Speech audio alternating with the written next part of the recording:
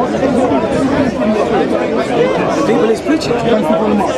Whatever was written down, would Muhammad have been able to read it? Nope. It's already, they read it back. Nope. Pardon? I know, because they say it's an oral tradition. It was already first. Yeah, I understand that. It's an oral tradition, and I accept that. The point that I'm making is that would he be able to read what was written down? The point is, I get what you're saying, but there's nothing to read because there's nothing written down. It was oral. So then what did the angel ask us to read? So is that what they say? He said read. Don't argue against another man's language. That's Arabic for you. It doesn't make sense because Let's focus. a word can mean different things. if I came to you and I said recite, why would your next reply be I do not know how to read? You would say I do not know what you're asking me to recite. That would be your response. If I said recite, you would say, well, recite what? Or I don't know why. He said read, and he said I do not know how to read. Muhammad knew how to recite. You're just saying the same thing. No, but he knew how to recite. So why would he say he can't do it? Let me just quickly respond. He must have been the angel. Quickly. English and Arabic are not the same thing. English have read and then they have recite. Right. Two separate things you can give two separate responses to. But in Arabic, much older, much more advanced, one word can mean two different things. Therefore, you can falsely assume that it means one He was thing. confused. He thought you meant to read something. He Well, said, he's seeing a supernatural being right in front of him. What do you want? Are you surprised that he confused? No. The story. He didn't say that he saw anyone. I saw him in the second occasion. If The you are in second the occasion, he said he saw him in the form of a human. if you are glory as well. Sir, he said he saw him in the form you are in of a the man. That's what he said. Sir, please don't argue that point with me. I'm telling you, as a fact. The second time, he said that he saw him in the form of a man. So he's never seen him as an angel. Sir, that's not the point that I'm making. I'm saying the first time, he saw nobody. The second As he was descending the mountain, he looked up. That's the question. Can I just say to you, this is unarguable, according to the hadith of the Bukhari. You understand? According to every scholarlistic work that I've seen, at no time did Muhammad say that he saw anybody in that case. I'll get the hadith for you. As he was descending from the mountain. He said he's never seen him before. No, that's not what I said. That's not what I said. They said the second time he saw him, he said he saw someone looking like a man. Yeah, this is what he said. The first time when he left that place, let's expand a little bit. the first time, this is not arguable. No Muslim here can tell me this is arguable. The first time he went and said what had occurred, he said he saw nobody. You understand? There is no Are you way. talking about on that occasion only? So I'm talking about the first. Remember, we're talking about the start. We're talking about the start of Islam. The first time he saw nobody. After he spoke and said what had happened, somebody else told him it was the angel Gabriel. But that's not the point that I'm making. That's not the point that I'm making. The point that I'm making is if we accept, as he said, that there is a God, I'm prepared to accept that.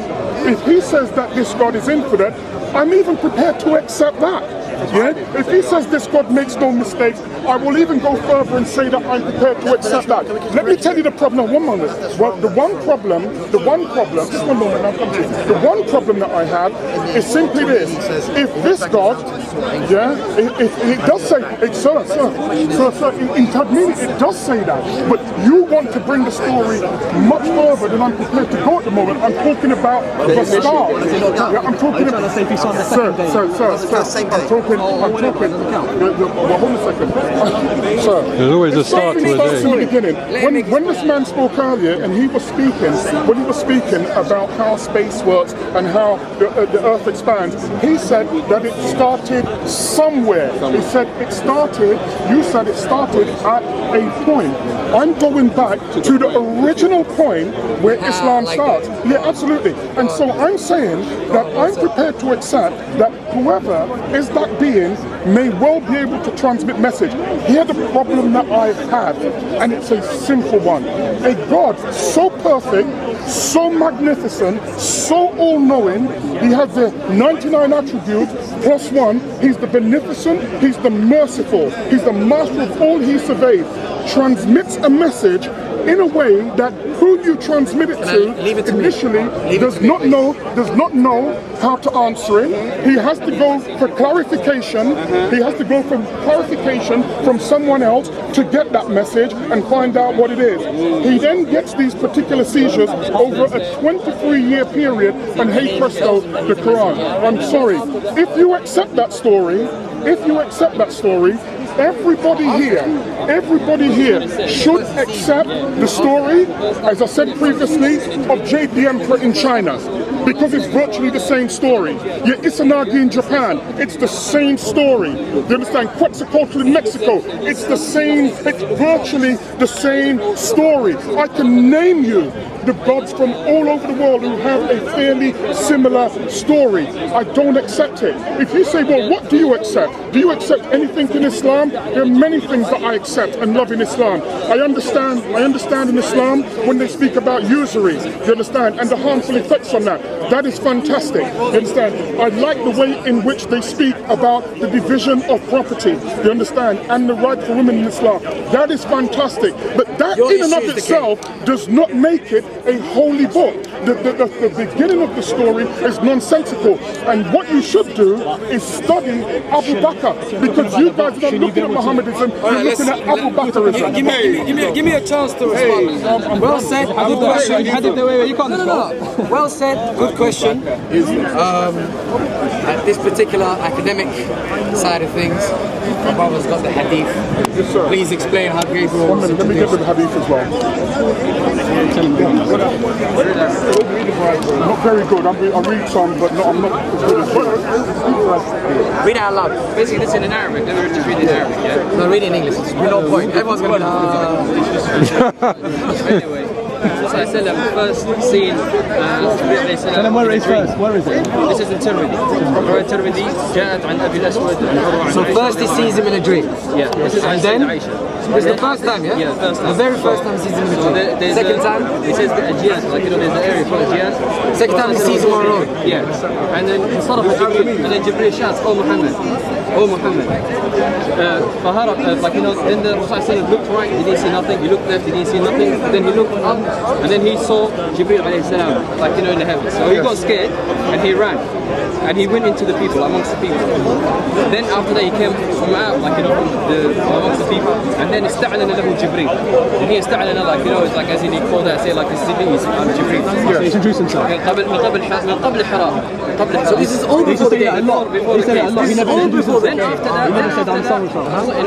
Then فذكر قصة إقرائه. Then after that the قصة of إقراء. Yeah. إقراء after that. After that was the case. Yeah. And now So he had three. Yeah. Now in here he's saying this riwayah, but to be honest as well, in this riwayah they say that it could be weak narration, but there's another riwayah in Tirmidhi that makes this one strong. There's another riwayah from another direction that makes this story strong. This was before the cave. It's before the cave, yeah. So I said first in the dream, and then he seen it in the heavens, and then after that. And he introduced himself as And well. when he was leaving the cave, if I remember correctly, there was a hadith when the Prophet is running, he actually So tells it's a him, strong "Look, hadith I or a came weak one?" And you are the Prophet of Allah. Another hadith makes it strong. So this is a weak one. Let me just say to you, understand Worth that? studying. Worth studying. But it's completely disingenuous, and I'm going to tell you. don't know that. Well, sir, I'm going to tell you why it is, and I'm going to tell you why. But you got to say something. Yeah, I do. Can we all accept? Same as me. No. We're at one place now. But can he be trusted? That's all I'm saying. Stop the words, man. Can we all accept?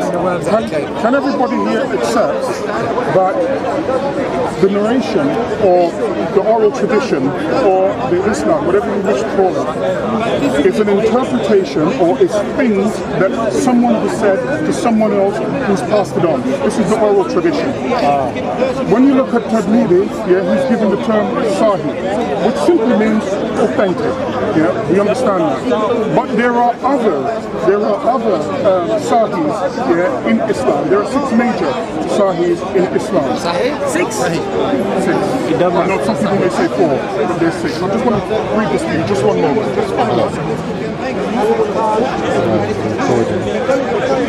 So, can I say one thing? Very quick. So, are we going to base whether he got the message based on was saying. The point that I'm making is that I understand what you said, and I appreciate what you said. But when I start discussing anything, I will actually go to the very beginning. That is not the beginning. You understand? That's before the cave. Can't be continuing before the case. To be fair, you didn't know that, so you have to look into it. Let me just say to you, I understood the text that is said because I've read it quite a few times. You understand? If you knew my background, you understand, he would know that I've read it. You understand? Reading and understanding are two different things. You understand? So I may well accept that I may well not have understood it the way in which he understood it. And my ego is not so puffed up that I will not say that. However, I want to read you this, for example. This is very important. Right, this is Sahih Bukhari. Okay? Right. It says, narrated by Aisha, the mother of the faithful believers, asked Allah's apostle,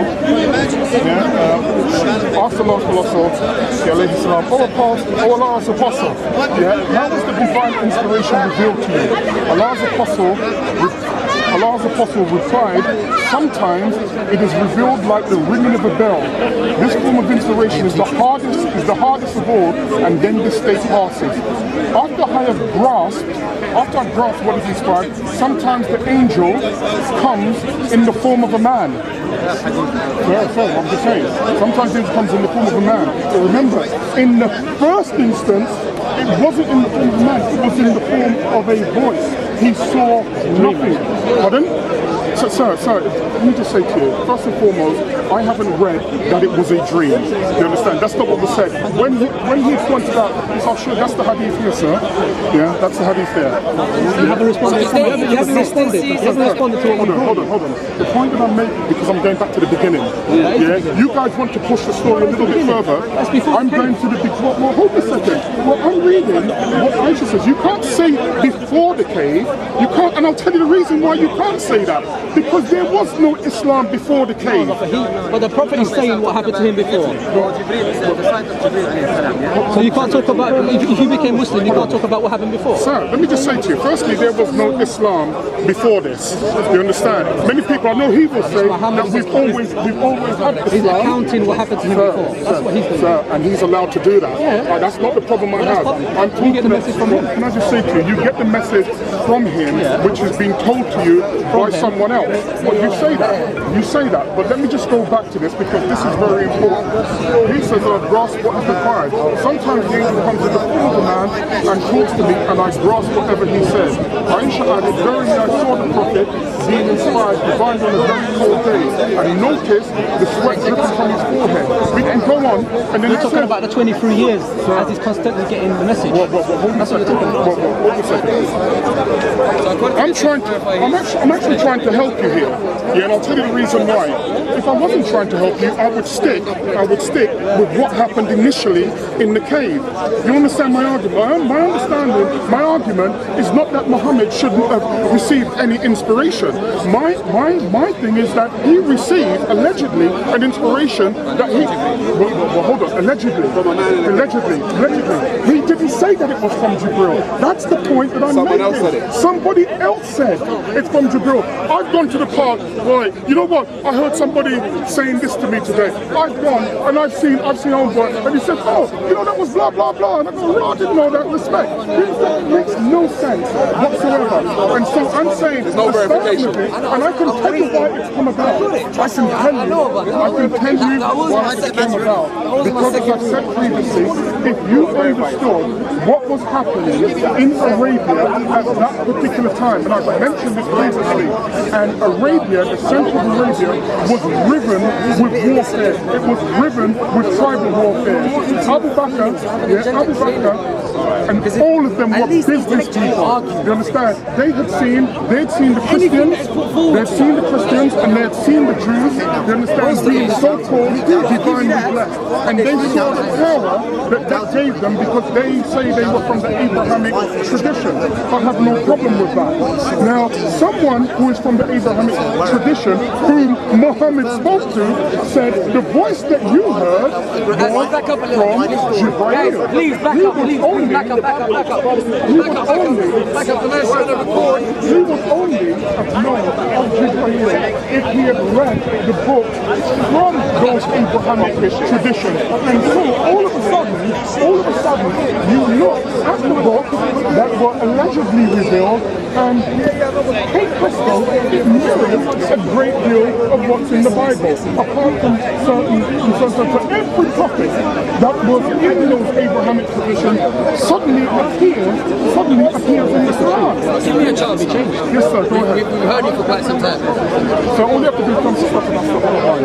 Alright. With all due respect, I suspect I'm done, that's all I wanted to say. I suspected from the beginning of the conversation that the point that you wanted to get to was that the Quran was copied from the Bible. That's not what I said. I'm not saying that that's what you're saying. No, that's not what I said. Hear what I'm saying to you. But if did you not just last say it matches a lot? It matches a lot the Bible. Is that not what you just said? No, that's not what I said. Stories from all over the world. I said that these stories are all Over the world. Yes, these very same stories, and I'm telling you, the more I have read, the more disturbed I have become. So I don't listen to what people have said. I go and read for myself, and it's very odd. And you know, I've been lucky enough to be able to travel and study this stuff, and I'm telling you, it's alarming the unbelief. And most of these religions that we're speaking about they appeared on the earth before Islam. Okay. Alright. Let me respond to this now. Well, yes, you are right. The stories in the Quran are not exclusive to the Quran. However, we've never claimed that it was. This is what people get mixed up all the time. We have never claimed that Prophet Muhammad is the only messenger. Nor have we claimed that there is this new creator. Nor have we claimed that the stories in the Quran are exclusive to the Quran alone. You claim that he's the last prophet. Yes, and that's a hell of a claim to make. Not necessarily. Him being the last prophet does not contradict why the stories are similar to other stories that were out there. It just means that it came from the same source, hence him being the last. So this allegedly, speaking from my point of view. Now, Do you accept me could be wrong? no, wait. Now, so we don't have a problem with that at all. That there are stories out there that are similar to this one. We don't have a problem. When you say stories, they say that it's religious texts. Catch my drift. The religious texts are in other books before the Quran. We do not claim exclusivity. So that's irrelevant. Number one. Number two, if we were to assume that the Quran has been copied from other stories, other religious texts, from other religious books, then why has it not also copied all the contradictions and everything that's false? Does not make sense. You find contradictions. That's not a contradiction based because you don't accept it. Doesn't make it a contradiction. You even found it. No. You not accepting it doesn't make a contradiction. A contradiction is when when something says something here and it completely over there. Do you understand what I'm saying to you? Like We don't it says have Moses and Pharaoh, and over there we can't find it. according to you. As far as we know, doesn't make it false. That's not That an doesn't make argument. it true either. Fine. But you profess that it's true. But I profess it's true because it came from Allah, not because of Moses. Why do you always stop on the Moses story? Allegedly. Anyway, listen, bottom line, if we're going to say that the Quran has been copied from other books, I didn't say that. I said that there are elements of the story that has been copied, and I'm just saying it's very odd that Noah is in the Bible. Well, that makes sense if it's from the same source. what makes it odd if it's from the same Can I source? just say to you, Yeah. I'm saying it's from the same source, but with a cultural tint towards those who wrote it. And that's the reason why you have very similar books which appear very Can I just strangely. interrupt you there? You just You made a statement that we have to clarify. We have to clarify this. We have to clarify this. We have to clarify this, and I suspect this is the problem that most people have with Islam. You said cultural pretext. What cultural pretext are there in Islam? I can tell you. Perhaps I can explain myself, so I'll explain it like this. If I say to the government here is that at that particular time in Arabia was riven with internecine warfare and struggle. That is not an argument. It was also problematic because at the Kaaba, there were over 360 idols which were worshipped at the Kaaba.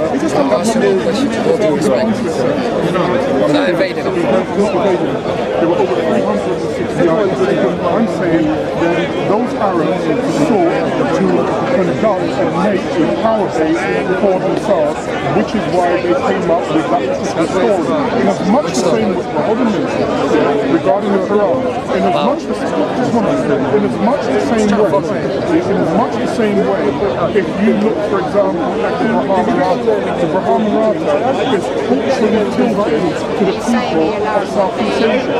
No matter which book you look at or which deity that you look at, their books are particular to the people who have written it. How is it particular? Can I have to get there? I'm just saying it. Well, I'm going to tell you why it's particular. Because number one, you say that Muhammad is the last prophet. So, not only is he the last prophet, but he was given a revelation that the two other so-called Abrahamic faiths have not received. I'm going to explain what I'm saying. Accurate, that's all. That they didn't receive. Because nowhere, that's not fair. nowhere in the Torah, you can't impose on us a criteria. Nowhere in the Torah, as far as I've read, nowhere in the Injil, You haven't read it? nowhere in the Torah or the Injil. You haven't read it? Can I just finish my point? Be truthful at least. You haven't read it? Let me tell you this. I've actually sat down and read what I believe are the authentic manuscripts. What you believe? Hold on, I can only tell you what I've read. I can't tell you whether it's true. But with all due respect, I don't think... I have to. Give me a minute. 1 minute. No, what? 10 seconds. What's in that book is fundamentally different to what's in the other two Abrahamic books. Because I don't believe that nowhere... Well, I'm just saying, to you, is there any mention of Prophet Muhammad in those books? Yes. Explain to me how there is. I want you to, because you're not going to give me your interpretation. What's your criteria? I'm just answering you. The fact that you've got to ask that question. I have to because I don't want to waste my time. No, I don't want to waste my time. If I produce something to you and you reject it, listen, is the name enough for you? Is the name enough for you? Can I just say to you? I'm asking, is the name enough for you? Is the name enough for you? Can I just say to you, what just said? Because I asked a genuine question. So this man, seems to have a great deal of knowledge of Islam. Yes. Can you answer the question? The question that I just asked. You said that Prophet Muhammad is mentioned in the Bible. Yes. Yeah, and I'm saying that would be... If I was to bring him up for you by name in the Bible, is that enough? I'm saying to you that would be, and you tell me what you're going to say, and then what you're going to do is give me your subjective opinion by name. that it actually means. By name. Muhammad is in the Bible, the name. By name. Muhammad ibn Abdullah. By name. Show. Is that enough for you? Show. Kalam. He's not even Muslim. I'll give you my phone. Show. I know what you're going to say. I decided I don't have to answer. Bring it out. Bring it out. Muhammad ibn Abdullah is in there. Oh, you want the full name now? Sorry. Who else could it be? I know how Could to it be answer the any Muhammad? question. Oh! How many Muhammads are in this part? Do you not understand why I asked you for your criteria? Do you not understand? answerable. Do you not understand why I asked you for criteria? Give the answer. Do you know why I asked? Do you not understand why I asked you for criteria? Because now that Muhammad is about to be brought out. No, I want the full name. See that? That's why I asked you for criteria. That's why I asked you for criteria. It's never enough. It's never enough. The God which is perfect makes no mistakes. The God which is perfect makes no mistakes.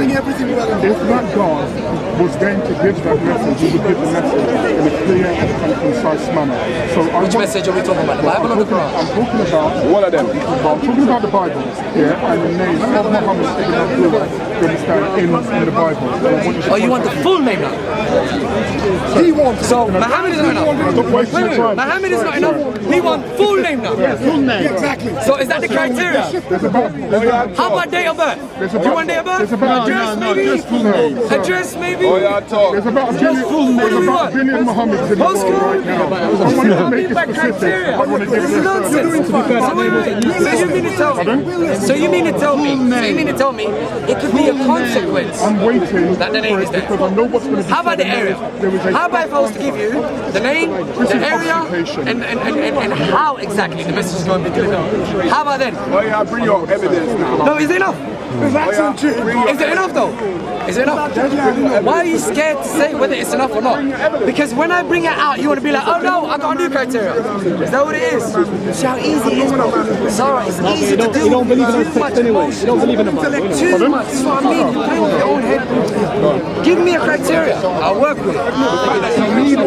I need one because you will slick and slide everything. Yes, you will. Yes, you will. Already shown that if you can prove it, if you could. For any rational human being, check this out.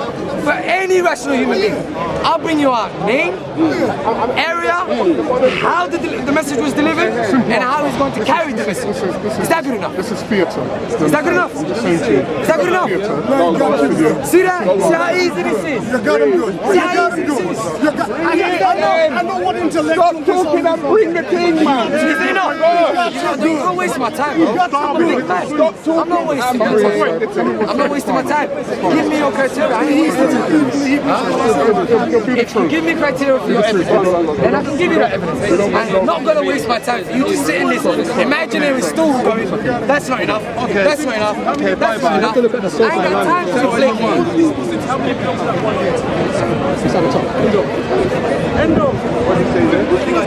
I can be there. Oh, what's it's going to be? We want a picture. That's not enough. We want a picture.